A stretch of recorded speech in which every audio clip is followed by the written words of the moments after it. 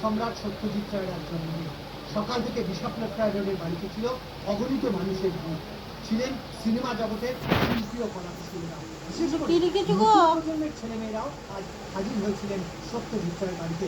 তারাও শ্রদ্ধা নিবেদন করলেন কিংবদন্তি চলচ্চিত্র পরিচালকের প্রতি। আজকে সত্যজিৎ রায়ের জন্মদিন, তাই আমরা স্কুলের সব বন্ধুরা মিলে এখানে এসেছিলাম। তো আমার কাছে ওনার কিছু বই রয়েছেন, ওনাকে অনেক সিনেমা রয়েছে, দুটি গান দেখা যায়।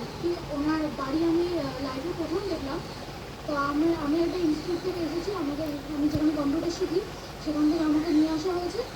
তো আমি সকালবেলা এসেছি, সত্যজিৎ রায়ের সম্বন্ধে আমি কিছু জানতে পারলাম। ব্যাস, আমার খুব পুরো ভালো লাগলো।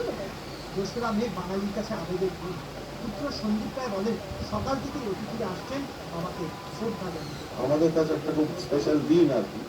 তো এমনি আত্মীয় স্বজন বন্ধু বান্ধবীরা তো আসেনি, প্লাস ইউনিট মেম্বার্সরা আসেন যারা এখনো আছেন আমাদের সঙ্গে, কারণ বাবার সময়টা কিন্তু নেই আর অনেকেই চলে গেছেন আমাদের থেকে। এই দিনটা আমাদের কাছে সকলের কাছে খুব একটা স্পেশাল দিন এবং আমরা সেটা খুবই উপভোগ করি। বাঙালি আজও যাদের নস্টালজিয়াকে আঁকড়ে ধরে বেঁচে আছে সত্যজিৎ রায়, তাই প্রতি বছর দোসরা মে তাকে শ্রদ্ধা জানাতে বিশাখাপত্তনম রোডের এই ঐতিহ্যমণ্ডিত বাড়িতে ছুটে আসেন অগণিত অনুরাগী।